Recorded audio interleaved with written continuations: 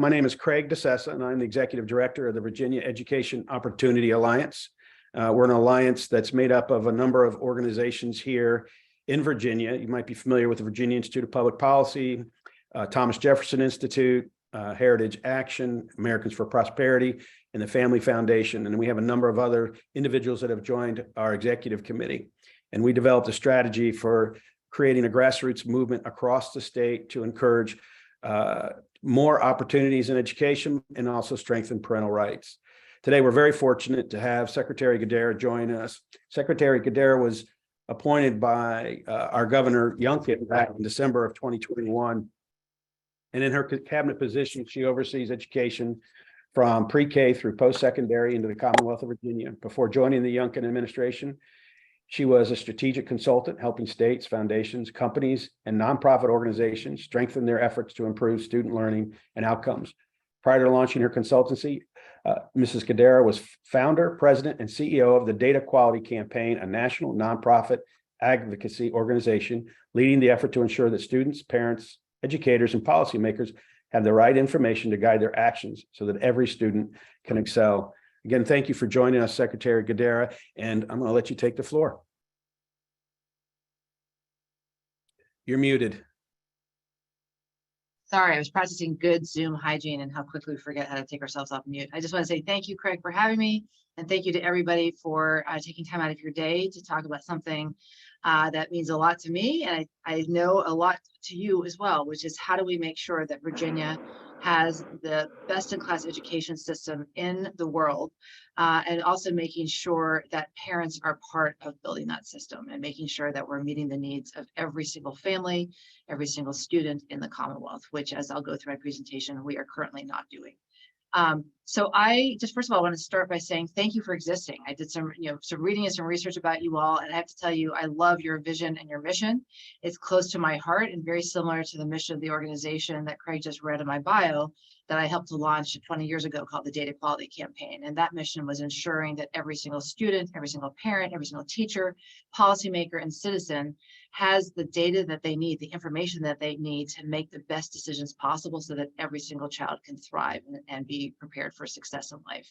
And I read your mission and vision statement. It seemed very similar. So thank you. And I look forward to spending an hour with compatriots in that effort to making sure that we have a system that is focused on the North Star of excellence and opportunity. Again, I love your name, but also that we are using information and evidence and transforming conversations based on transparency, on data, and on accountability for results. And I'm happy to talk a little bit about all of that.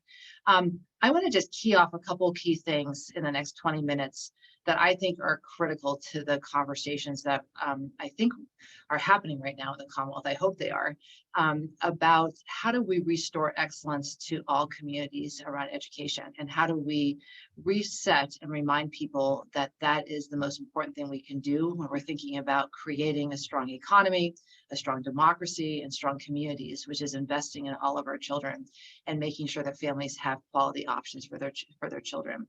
And then I want to really talk about where we are and where we're going. And I'd love to spend the majority of the time listening to your questions, which I know many of you have submitted ahead of time so that we can have a conversation about what you most want to hear about as well. So let me just go and do a couple slides and can walk through what I think are important data points and some things that we're reinforcing. So first of all, everything we do comes from our commitment to Virginians. And as many of you know, in May, we released a report called Our Commitment to Virginians, which was really a laying out of some of these core concepts about where is the North Star and how do we get there? But most importantly, it had about most of it, 2/3 of the report was all about data points, because what we realized in Virginia is that so many people had been lulled into a sense of complacency around by the use of averages, that we were failing to see every child and failing to understand that we were not meeting the needs of every family and every community and every child in the Commonwealth. Because so often as when averages, it gets skewed by in Virginia's case, could get pulled up and mask the fact that lots and lots of our children were not being well served. And so when we launched this, I'll go to the next slide, on the commitment, we made several promises, almost covenants to Virginians, and they're following. So I'm going to just read a couple to them. One of them was making sure that everything we do is focused on high expectations. And that will be the North Star for everything we do. It's establishing and maintaining high expectations for students, for schools, and for ourselves, for adults. Critical to this, as you know, for any of you who have been following Governor Youngkin from the campaign trail into the governor's office, this is all about how do we also advance parent and teachers to make sure that they are working in partnership with students to make sure that students are thriving. And some of you may know that I spent my first year after college working in Japan as part of the JET program. And I was teaching in high schools in Japan. And one of the things that I brought back with me and stays with me to this day is a beautiful saying in Japan that I cannot say in Japanese anymore, but they believe that student success and well-being and academic achievement rests on a three-legged stool. And the three legs of the stool are students, parents, and teachers. And that if one or two of those legs are wobbly, the other legs need to compensate and work together to make sure it balances out so that that student achievement and wellness never falters and is well supported. And that is so much behind our theory of action in the Youngkin administration, of making sure that we are really building teams of parents, of educators, and students together, and making sure that they have the same information, that they understand what's going on, that there's transparency, and that there's a shared goal towards these high expectations, and that there are no surprises, and that people understand where they are and understand where everyone's trying to go, and focus of laser-like energy on making sure that every child gets to where he or she needs to go. And in that work, we're going to have absolutely no tolerance for any kind of discrimination in any part of education. And we can talk about that as well.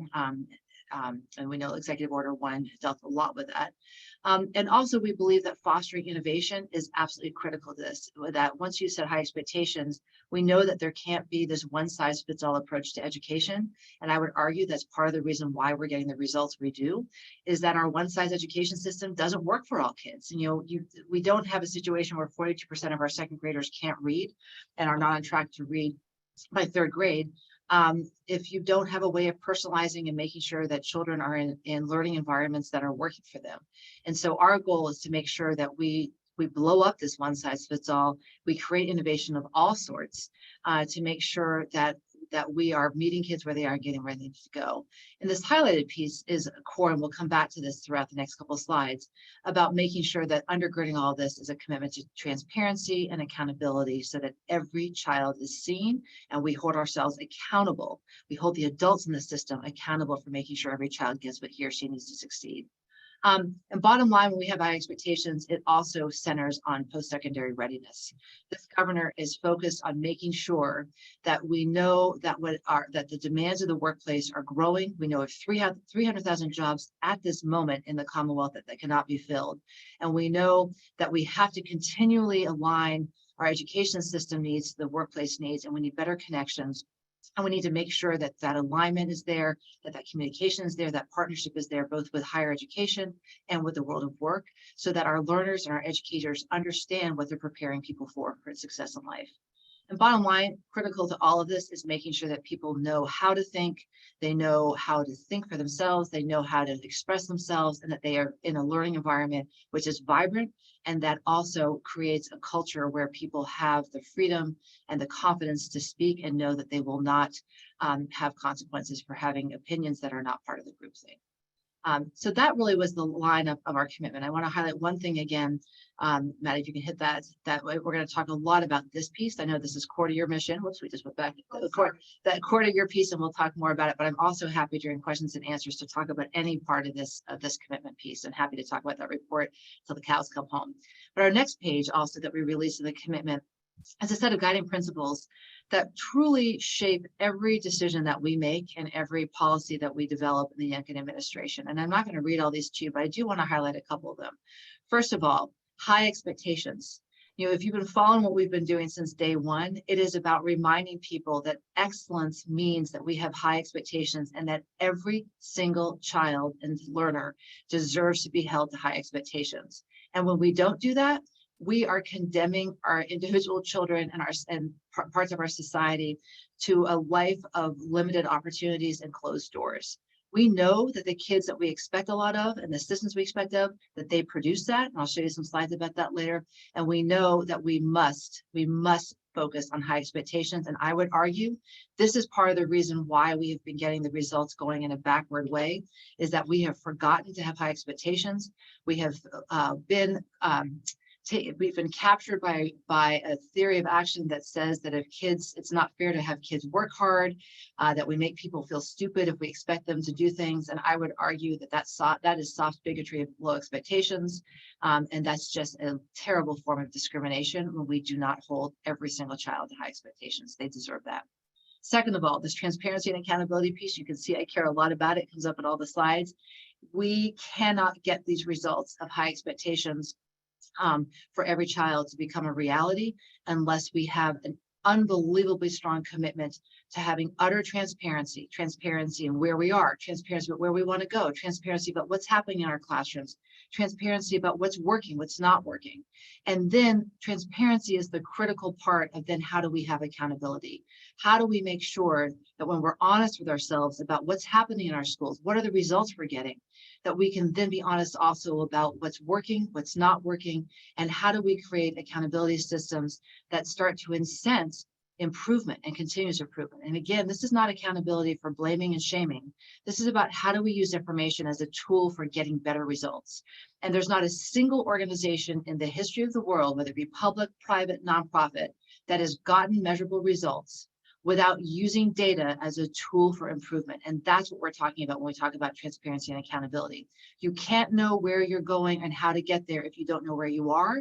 And we've got to create the incentives so that everybody sees the what's in it for me to get every single child on that track for success. Third of all, prioritize resources. And this is one of the pieces, right, that people will say, well, we raise expectations and then nothing changes. We know, we understand what's happening. We have an accountability system that changes.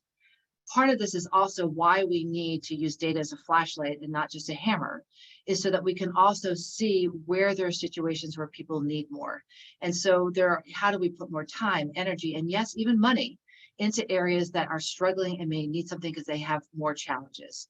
We also in the academic administration are going to be laser-like focused on making sure that we are recognizing and rewarding excellence, and that we're rewarding places that are getting great results and providing greater flexibility for them in doing that. So there's a need to recognize where there's greater need and where there's success, and we need to reward that and also prioritize resources. So again, happy to talk about all of this.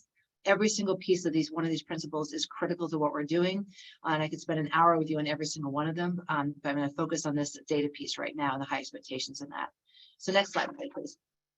So I want to give you this piece, which really is a summary, I think, of taking what I just was talking about, and in one slide, I think, summarizing what has happened in Virginia and where we are now, and it starts laying the groundwork of where we need to go. So this slide looks complex, but the bottom line is a story. It's a story about high expectations, lowering expectations, and the results that we get when we lower expectations and what we get when we raise them.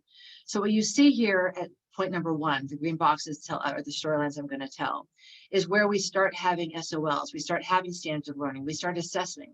And you get the blue lines, for everyone to be clear, is nationally where we are, how Virginia did on the nation's report card, also called the National Assessment of Educational Progress. And the orange line is Virginia, the national line is where the national average is, and the Virginia line is our NAEP scores, and I apologize. So the national average on NAEP, and then the orange line is how Virginia did on this. So when you look at this, you see that we start the scores in 92, we plummet. Part of the reason why the SOL started is because there was policymaker and public reaction that we were not doing well, that we started saying we were going to have standards. Virginia was one of the states that had some of the strongest and best standards in the nation and had high expectations and set it high. And when you see that, we start doing a lot better, and the increase is incredible because we put high expectations in. You see also that we go back a little bit because all of a sudden the Board of Education actually raises their accreditation standard. So that means they're defining that we're going to have higher expectations in terms of how we rate our reading ability. And so we go backwards a little bit because we raised our standards. But look what happens after we do that. The system responds to high expectations, and we continue to go up and up and up. And then we even have more rigorous standards in the reading test, the proficiency rates of number 3, and we're still able to maintain that high level of percentage. And then all of a sudden, starting in 2017, and it's important to note, this is prior to COVID, this is before anyone had ever heard of the pandemic, that all of a sudden we have a series of decisions made by policymakers to begin to lower expectations, to start talking about maybe this is too hard, maybe we're making it too difficult. And so as a result, we lower expectations by making it easier to get accredited, by not putting as much focus and weight on proficiency and saying growth is okay. And I believe deeply in growth, but it has to be measuring growth and making sure we're measuring the amount of proficiency that our students that we're able to get our students to the cut score that we need them to do. And then number 5, we go even further and we have a lowering of the cut scores and the SLS scores. And this is a perfect example of systems that systems produce the results for which they're designed. And what you see here is that when our policymakers made decisions to raise expectations, to set that North Star against, college and career readiness, our system adjusted and it was able to achieve those standards. We need to do more than what's here right now, right? We only had 43 at our highest level. We had 43% of our students proficient, and we need to get more up there. But that's also above, as you see, the national average. And then as soon as we started losing, our eye was not on the prize, and the expectations started to lower, our students responded accordingly, our systems have responded accordingly, and our proficiency levels went down. And for the first time since 1996, Virginia's average, right? And that's not what Virginia be. Virginia should never be average. So let me show you one more slide on this one, 2 more slides actually, have some data points, and then we'll go to some things. This to me is one of the most damning slides ever. What this shows is the definition of proficiency in every state in the nation as it compares to the definition of proficiency on the NAEP score.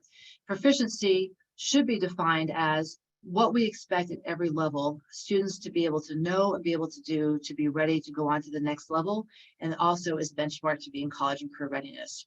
What this chart shows is that Virginia and grade 4 reading has the lowest definition of proficiency in the nation.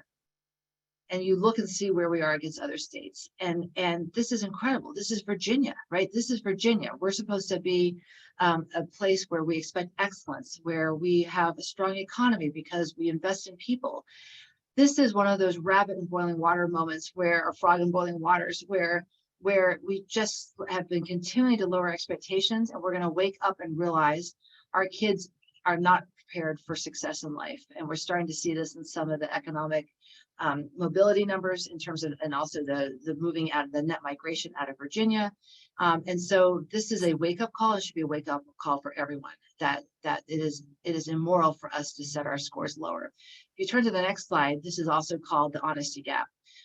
This is a term that we did not create, that was created in 2014 when a group of organizations came together and started realizing that there were states like Virginia, there were 14 states that were like Virginia and had set the proficiency score so much lower than the national one. And so bottom line, that we were busy in Virginia telling parents, telling taxpayers, telling students, telling teachers that our kids were doing okay, that they were proficient, when in reality, the gold standard, the nation's report card, we had gaps of 34 points, 40 points, you can see here.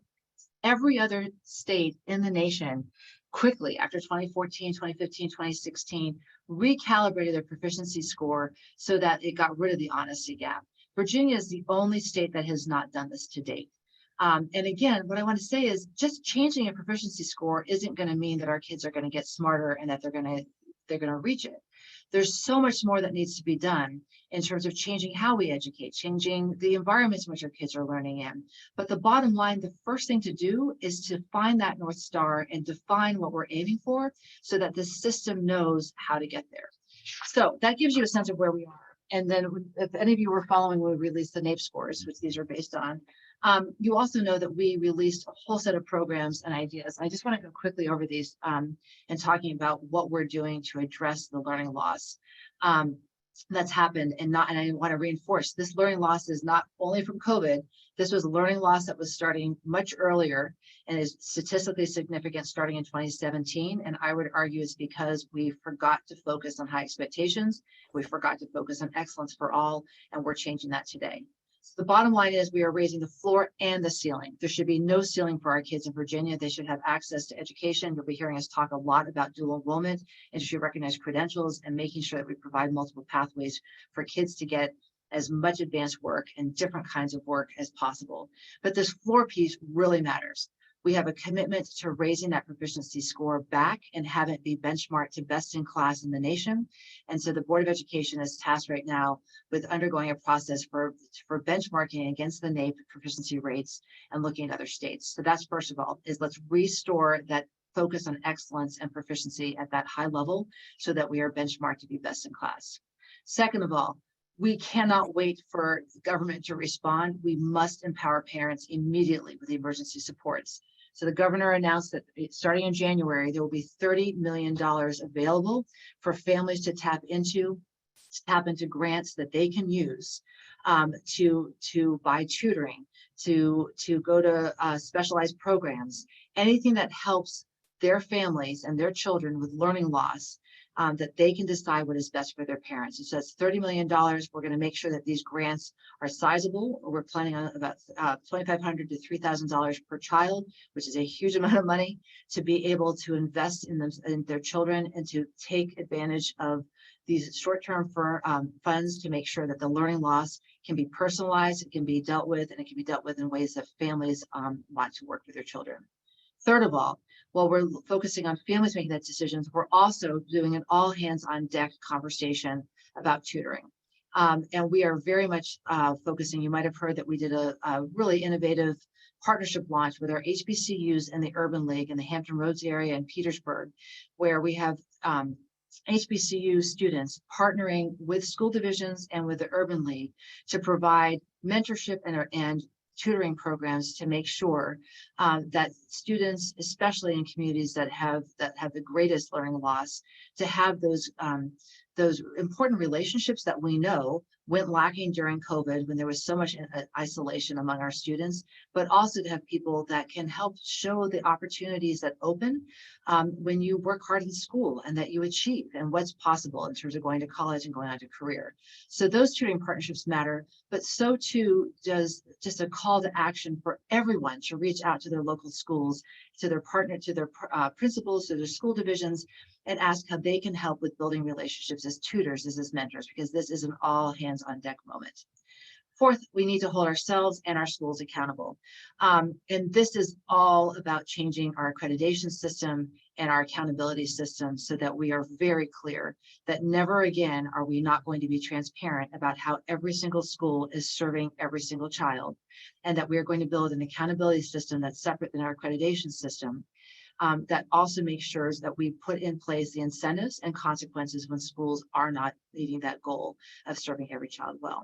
So again, the Board of Education is charged with looking at this and putting into place a process for studying this and putting into place so that next year we will have a new accreditation / accountability system that will prioritize transparency, making sure people have information about how our schools are doing, and also making sure that we have a new accountability system. Fifth of all, nothing changes if we also don't approach and think differently about how do we attract, how do we grow, and how do we retain the world's greatest teacher force. You all may know that in the Virginia Literacy Act, we invested over $70 million in that act to teach the science of reading, and that is changing everything from our schools of education and how they teach about phonics and how do you teach reading to putting coaches in there. And we're hoping to do more and more to support this fundamental focus on reading. We also are going to be talking a lot more about math as well, because we know from the NAEP scores, which I should pause and make sure you know this, that our NAEP scores had historic declines this year. Our fifth graders in Virginia had the worst. We had the absolute worst decline in fourth grade reading and in fourth grade math, that it was terrible overall in the nation. In Virginia, our losses in reading and math at fourth grade were 3 times the national average. It's inconceivable how quickly and how deep our decline was on the measurement of how well we're preparing our fourth grade. And eighth grade was no better, but fourth grade was unbelievable in terms of how different it was and how dramatic it was and heart-wrenching it was. So we are focused on teachers. We had, Executive Directive 3, which the governor released this summer, also talks about how do we do more to look at our licensure, how do we do more to invest, over $3 million in recruitment and retention efforts, and also focusing on teacher apprenticeship programs and finding creative ways to have people just start coming back into the profession if they were a teacher who's left the classroom, or getting new people in as well. So focusing on getting great teachers into our classrooms as quickly as possible and making sure that they have the skills, the knowledge, the competencies to be able to teach is absolutely where we need to go. 6, and this is something that is so near and dear to my heart, and I think it is to yours as well, is how do we make sure that we're providing parents, students, and teachers with actionable information? One of the things we launched in August is called the Bridging the Gap Initiative. And I think this is transformative. When, back to that 3-legged stool that I talked about from the Japanese way of thinking, is that I think one of the issues is that we have never in this state or anywhere in this country actually have provided the same information in an actionable way to teachers, students, and parents in a way that they can use it, they can talk about it, and they use it to change conversations, change actions, change decisions, and then change what's happening in the classroom, and then change results. That's what we're talking about doing. So for the first time ever, we're starting a pilot right now with over 25 school divisions, and our hope is that we'll learn from this pilot and roll it out across the entire Commonwealth in the next year. But these 25 divisions are starting with piloting what we're calling a personalized data picture. For every child, that at least once a year, they will get one piece of paper that takes all of the data that's been collected on them. So both the SOL data, but also local assessments and information. And it will not be presented the way it normally is lots and lots of different test scores and data points in different places, but it will actually aggregate all of it, synthesize it, and say in a simple way, Amy's 2 months behind on where she needs to be in math. Amy's a year ahead of where she needs to be in reading. And so it gives a very clear picture. And the magic of this is that it will be presented to every teacher that works with a student, the student, him or herself, and the parents. And that will be used to change how we have parent, teacher, student conferences. And the really exciting part is that we will then be building personalized learning plans so that for any student that is off track, not where they need to be, behind at school level, will actually then receive a personalized learning plan of what do all of us need to do? What do teachers need to do differently in the classroom? What do students need to do differently, both at home and in the classroom? And what can parents do at home to support to get Amy back on track to where she needs to be and to be thriving? And a third component of this Bridging the Gap piece is how do we invest in helping our educators understand how to talk with students and with parents about how to, one, communicate hard data, and sometimes giving the message that a child is not where he or she needs to be is some of the hardest things to tell a parent or a student, and to do so in a productive, constructive way that reminds people this is, again, using data for positive action and to get better results. And there's lots of growing research out there about how we can do this and building tools and talking with parents in ways that for one, produce a great team, but two, also feel like that they have the information they need in the format that they need it to support their students. It's the same thing for teachers. So we're really excited about this. And then finally, this is just a no-brainer. We have $2 billion in federal recovery funds that are sitting on the books of our 132 school divisions.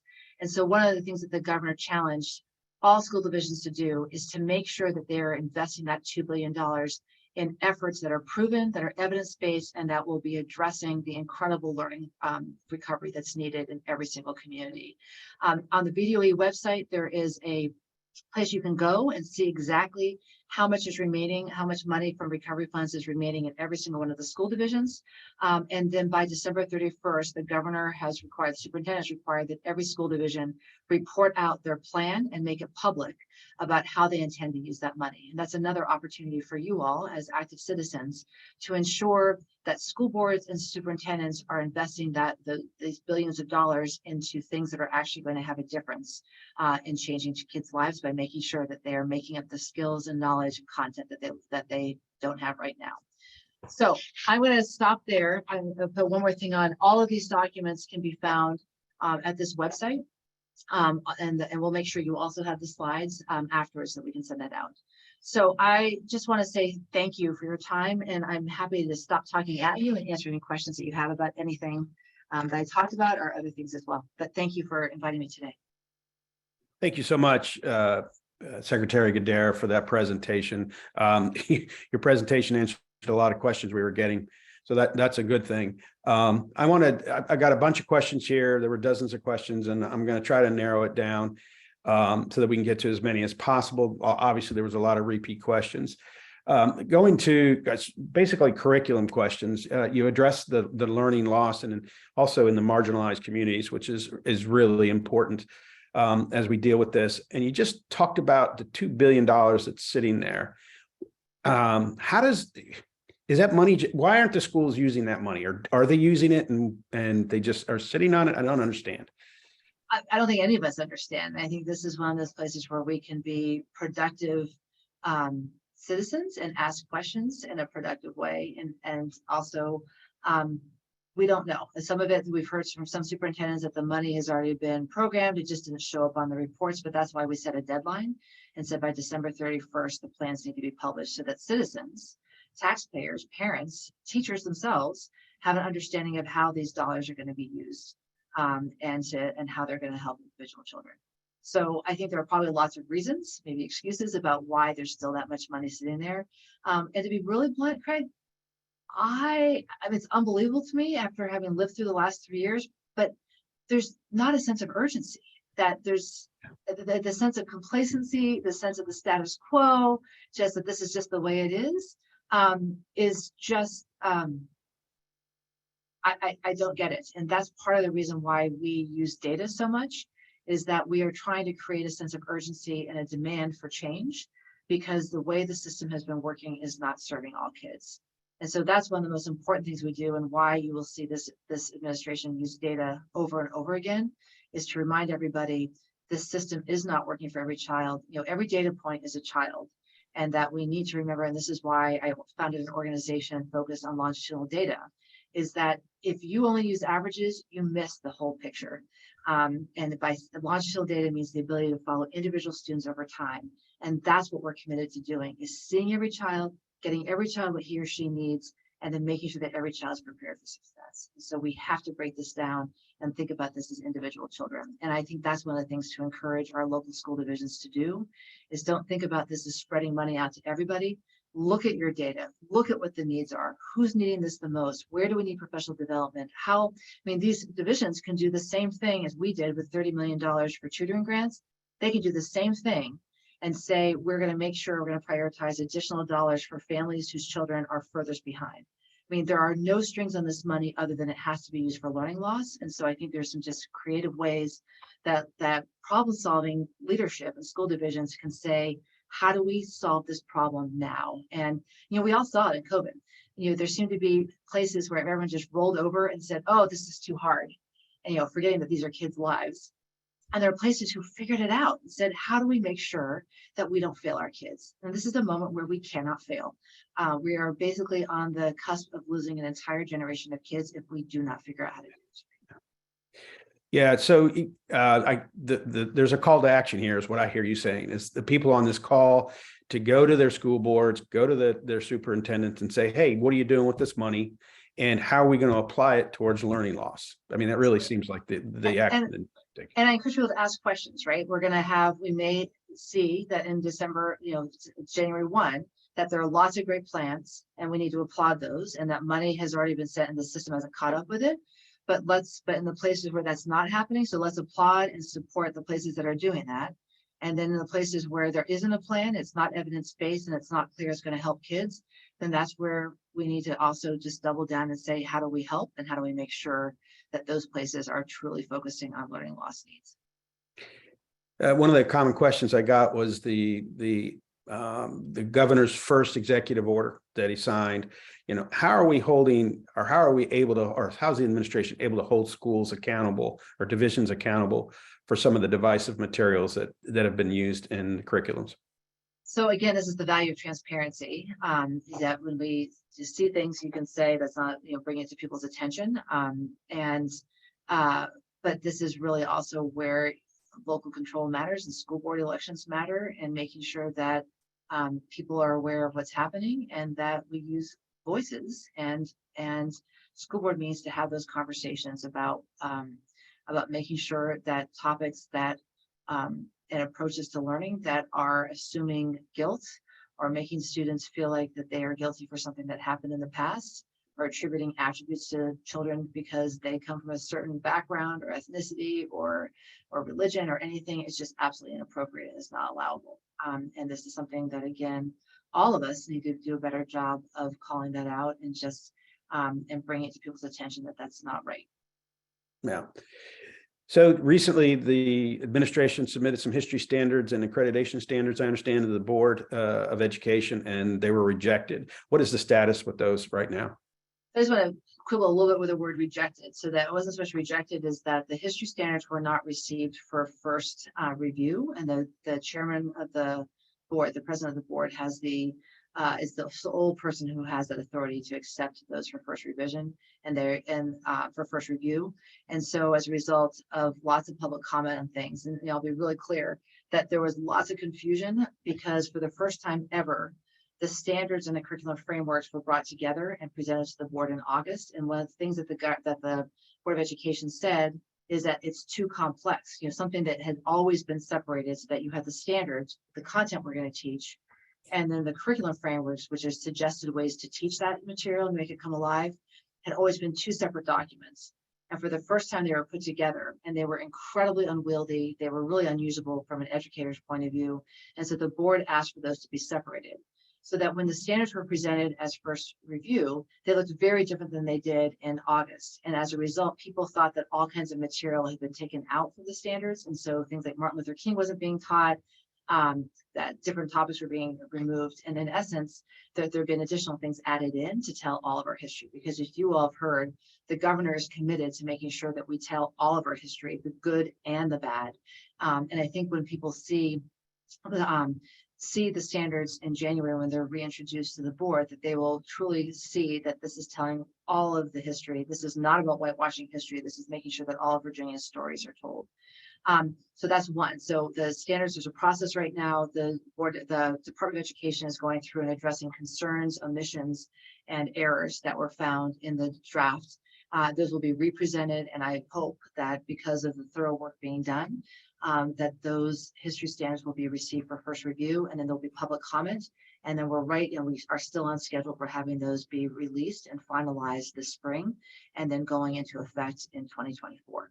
On the second piece on accreditation, nothing was rejected. It's just that there was that there is a process that's going to go underway of the board working together to, one, raise proficiency. There was a commitment to raising proficiency to best in class, and going through and putting together a timeline and a plan before actions taken to make sure that the accreditation system and accountability system that is built is one that actually meets the goals we just talked about, which is being aligned to high expectations, providing transparency and clarity around which schools are serving all students, and then building in incentives and accountability systems of both incentives and consequences for schools that are and are not meeting those definitions. Excellent. Moving on to teachers, you mentioned trying to strengthen the pipeline of teachers. Can you give us some more details? I know that we've got quite a deficit, I guess, on the number of teachers that we need here in Virginia. I'd heard a number of 2,500. I don't know if that's still the case. Can you give us a little more detail on that? So there'll be another release of data on our teacher shortage. I think it will be released in the next couple of weeks. Don't quote me on that, but we'll have that. We know, just like across the country, that there are shortages, and we know that these shortages are different. Some school divisions don't have many shortages or any, and others have a great deal. We also know that there are shortages in specific topics like elementary, special ed, math. And so we know that there are areas that that are just in more need, and that we need to focus also on filling those hardest to serve areas, and that there are also communities that have shortages that they just can't get teachers to go there. So one of the things that we will be talking a lot about in the next couple of years in the Yankee administration is how do we address the concerns right now that teachers are saying across the country. One, that the top 3 reasons that come up in surveys are that teachers are frustrated with the inability to have classroom management that was just made worse through COVID, just the discipline issues, the inability to manage a classroom, and how much time is spent on just trying to keep a class in an ability to learn, never mind learn anything. Two, just the focus of being tired of being in a political battlefield where they're being asked to do so much more than just teaching content. And third of all is salary. And so we're trying to address all three of those and thinking about how do we truly create teaching as being a highly regarded profession, and a profession where we invest in people, they have the skills and knowledge, they have the capacity, and that we also celebrate them. And again, I'll go back to my year in Japan.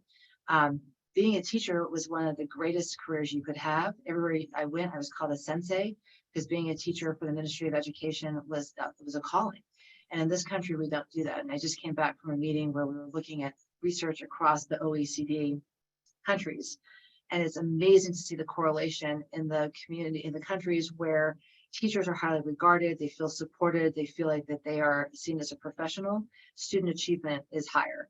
And so it's this whole issue of how do we think differently? And to be blunt, as someone who believes in markets, we also need to think about how do we pay those teachers who get results and perform and are teaching in the hardest to serve areas and the hardest to staff subjects. How do we pay them more money? Markets work and dollars work. And so that's one of the things you'll hear us thinking a lot about.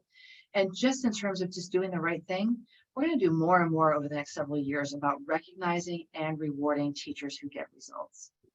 All of us respond to that, and there's not a single teacher that goes into this career to make a lot of money, but it matters to make sure that we are also recognizing success and teachers who are working so hard and getting results. And so you'll see more and more conversations about that as well. But also, the Virginia Literacy Act is just a model for the country, because what it says is this isn't just about getting the curriculum right. This isn't just about getting the materials right. The most important thing we can do is to invest in our people. And I believe that's true in everything that we do. And so how do we invest in helping our teachers from the minute they step into a school of education to the minute that they're in the classroom? How do we make sure that they are invested in, they have the training, they have the tools, they have the knowledge based on science about how to teach reading? And that matters so much. And so again, treating our teachers as professionals and making sure that they have the tools, the training to be able to do what they need to do and to do it well. Oh, thank you for that. So teacher retention is that part of this whole big picture Yes. of trying to keep teachers? Right. And part of it, I'm a data girl, right? So part of this is also how do we know which teachers are doing really well as defined by student achievement? And then how do we do a better job of retaining those teachers and growing them and having them also be models for other teachers and help them teach? So much of this is about right now using information to identify the value that teachers are providing and then supporting them. But also, we should be treating our principals as CEOs and having them help define what teachers need, what development, how do they start doing staffing differently? One of the most interesting studies I ever saw was this whole acknowledgement that we expect teachers to be good at everything, when in essence, like all of us, like some teachers are really great at helping those kids that are furthest behind to get caught up. Others are great at taking students who are here and just letting them soar. And yet we expect teachers to do all of that with students at different levels. So in some innovative schools across the country, they actually use data to identify which teachers need to be paired up with which students to get the greatest impact. There's like no end to the great things that we can do when we start using data differently and investing in our teachers so that they can invest in our students and take them to where they. Moving on to, as you know, the Virginia Education Opportunity Alliance is about parental rights and about really providing more options outside of the public schools. We believe that public schools are here to stay, and we believe the public schools are a great way to educate our children. But they can't, as you called it, a one size fits all model that we need to change. But in the meantime, while we're trying to change that and improve these scores, you saw that it took time for those scores to improve, and then didn't hardly take any time for them to come back down. So we believe that there needs to be more opportunities for parents if this public school is not working for the child. What are your thoughts about providing more options outside of the public schools? So personally, I think it's great. Why I love your name, Opportunity Education Alliance, all really important things. You can't do this alone. We need groups of people that work together and problem solve. And it's all about providing quality opportunities. And look, I'm a product of public schools. My kids went to public school. My husband went to public school. I believe deeply that a robust, strong public education system is central to having a robust democracy. And I believe my brother did not go to public school. Why? Because it wasn't working for him. So my parents sent him to a private school. My family had the means that they could do that. One of the things we need to do is to make sure that every family has that ability, that when the local school is not working for a child, how do we make sure that that one size fits all does not keep a child from thriving? So one of the things I know that will be hopefully in the news a lot is how do we make sure that the EISTC, that we also start using the tax credit and expand it?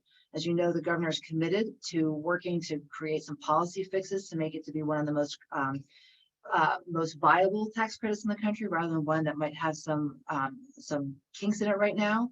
But one of the things I asked this group on the screen right now is to help us show that there is both demand and supply for raising the caps from 13 million to 25 million. And so my ask to all of you all is please do everything possible through your organizations and working together to make sure that we can show that there is demand, that there are enough, that we can make sure and identify families who will use these the scholarships, and two, that we have the supply, that we can raise donations up to $25 million so that we have the dollars to do that.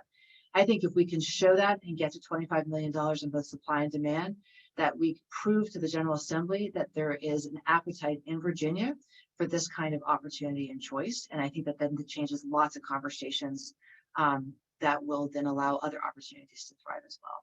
I would argue, we are starting with trying to do as much innovation as possible within the public school. So as you know, $100 million was allocated for lab schools, and we have now 6 applications in.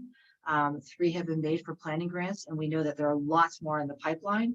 And this is another way, these lab schools are partnerships between higher education institutions, employers that are donating as well, philanthropy that's also putting dollars in, and local school divisions to make sure that we're also innovating and breaking up the one size fits all idea inside of public schools as well.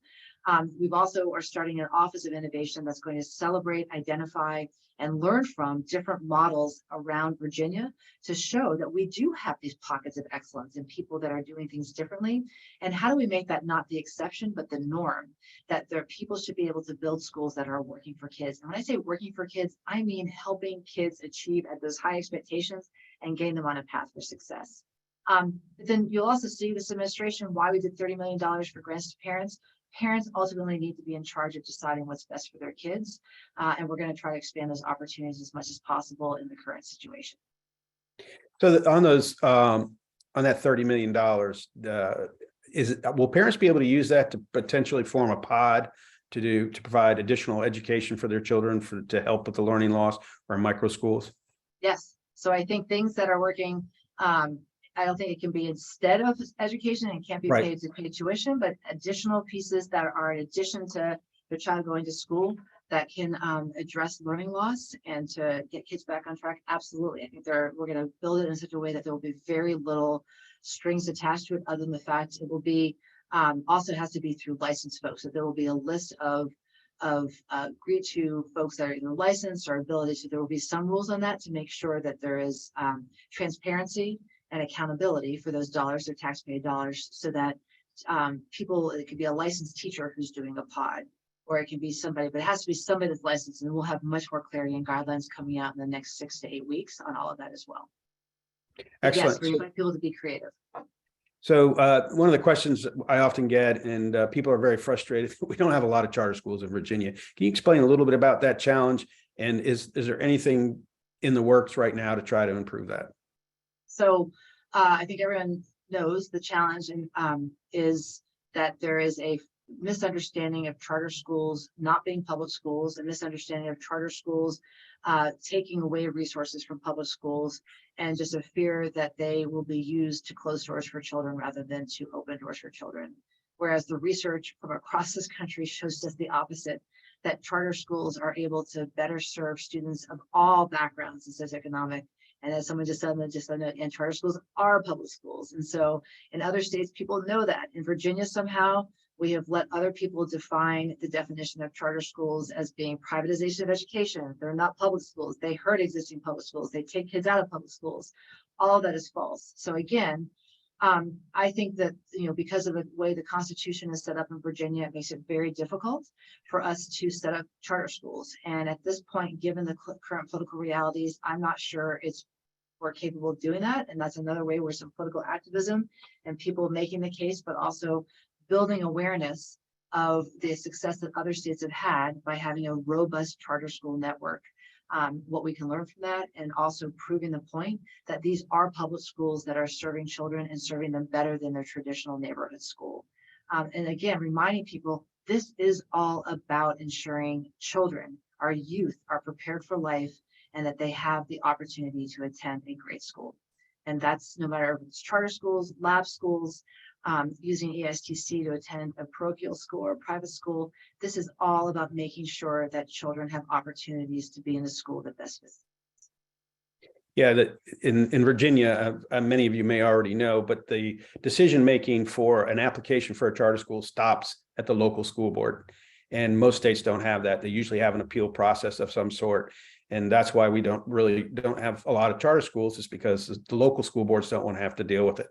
And there was an attempt a number of years ago, you may be familiar with this, Secretary, to change the Constitution, and it ended up dying at the General Assembly. And it took a lot of energy to get as far as they did. Unfortunately, it did die. So I'd like to move, well, one more question about school choice. Tell us a little about your thoughts on education savings accounts. So, personally, I think they're awesome, right? And again, I was just out at a meeting where we were all lauding what Arizona did with having a universal ESA, just changing it. And again, putting parents in the driver's seat about how they invest their resources and invest, dollars in terms of providing opportunities for their kids. I think that it will be a difficult road to hoe in Virginia until we have some changes. And again, the more that we can build awareness and understanding and demand for change, and the fact that the current system as it is structured is not serving all kids, we begin to start making the point of we need alternatives to do this, and we need different ways to do this. I am a huge fan of saying choice is about having accountability for how public dollars are spent, and it doesn't matter where that's being spent as long as there's accountability to the public and how the resources are being spent. But I think Virginia has a long way to go to understand all of those pieces, and I think that this is also where education, advocacy, and using data in a way to show that we are losing kids and condemn them to a future that has reduced opportunities. If we also don't start challenging the status quo and realizing that if we just keep doing what we've been doing, we will never have a robust and vibrant community democracy or economy. But there's a lot to do. And this is, again, where I would say to everyone on the call here that we need to build coalitions. We need to build people who are active, who are informed, who are helping to talk to their neighbors. But also we need to build advocacy organizations that are talking to legislators and changing conversations with legislators and saying why this matters, and that this is about strengthening education, and that it matters less about the kind of school that you're doing it in and having more accountability through public dollars. But again, lots and lots needs to happen, I think, before we see things that are happening in other states such as ESAs. Yeah, well, thank you for that. We have just a few more minutes, and I want to move to another topic that as I'm involved with an organization that got involved in school board races this year. And one of the big issues in some of these divisions, these districts, was safety in the schools. Is there being anything done? Is the administration addressing some of the challenges that teachers and divisions are having with discipline issues in the schools? So that's something that's absolutely on our mind, and also on our minds. It's just the focus on mental health and well-being. As you might have heard, the governor's task secretary of health and human resources, John Littell, and myself, to do a listening tour around mental health and education, both at K-12 and the campus level. And given just the tragedies of the last several weeks, this is something that we are prioritizing and that you'll be hearing a lot about from the governor in the next several weeks. So much of what we're hearing, I was just off in a school division listening to their mental health providers and teachers and counselors, and a report just came out reinforcing what I heard from people, is that our children are at risk, and at a risk of just, we're not in crisis more than anything. And we just had a report released last week that says Virginia has fallen to number 48 in the nation for having a system and children at risk for mental health crises. So that is going to be a huge part. So I think we're hearing everywhere we go about mental health. Everywhere I go in schools, I'm also hearing about the behavior and the discipline issues that existed before, but also that just got worse after COVID, of our children, just especially our younger ones who did not know and were not in schools in the really key developmental years of their lives. And so stay tuned. There'll be much more that we'll be talking about with this. And we've been doing a lot of listening before coming out with policies. We just feel it's important to go and listen to our teachers, listen to parents, listen to school divisions, and then be coming out with some plans. But we just know we're on it. And safety and creating a vibrant learning environment and health and well-being are absolutely critical to learning, right? Nothing happens with learning if we don't have environments in which children and parents feel like their children are safe, secure, and in an environment where they can learn. Well, thank you for that. Well, we're getting near to the end, and I just wanted to give you an opportunity. Is there anything you'd like to share with this group, a call to action, or anything in particular that you would like to share? So I just want to say thank you. Thank you for all of you all for being the coalition of the willing. The fact that you're willing to give up a lunch hour to talk about education opportunity is awesome. And I think that there's a moment right now in the Commonwealth. I hope that there is a growing awareness that the current situation, our current system is not working, and that there's a moment to think strategically and to think big about how do we build an education system that is focused on excellence, that focuses on seeing every child, and that is building multiple pathways so that there's not a one size fits all in terms of the type of school you go to, but also that lockstep how you have to do it. And we need advocates, and we need believers, and we need people who are evangelists for helping neighbors and also other policymakers understand how important this is to the future of the health of the Commonwealth. So you all are already doing that, and I want to say thank you. And I just look forward to working with you all and look forward to working with you individually and also as an organization over the next year. So thank you for what you do. Well, and thank you. You've really stepped into the lion's den when you came into Virginia. And so we really appreciate you taking on and having the courage to do that. And as you know, you've done a little research on us, and the coalition is growing every day across the state. And that is the goal, so that we can provide people with actionable items to go continue to work in their communities to bring awareness to the challenges that we have and then the solutions that we also have available to us. So again, thank you so much for your time, Secretary Guidera, and we look forward to seeing you again in the future. I do too. Thank you so much, Craig. And thank you to everybody. Yeah, thank you to everybody. And as she said, her presentation will be on at the VEOA website. Is that correct? Yes, and we'll also send it to you so you can put it on your website if you want. That would be great. Thank you very much. And we will have this interview or this presentation that she gave on our website as well, the video here. So if anybody has someone else wants to see it, please let them know. So thank you, everybody, and everybody enjoy the rest of their day.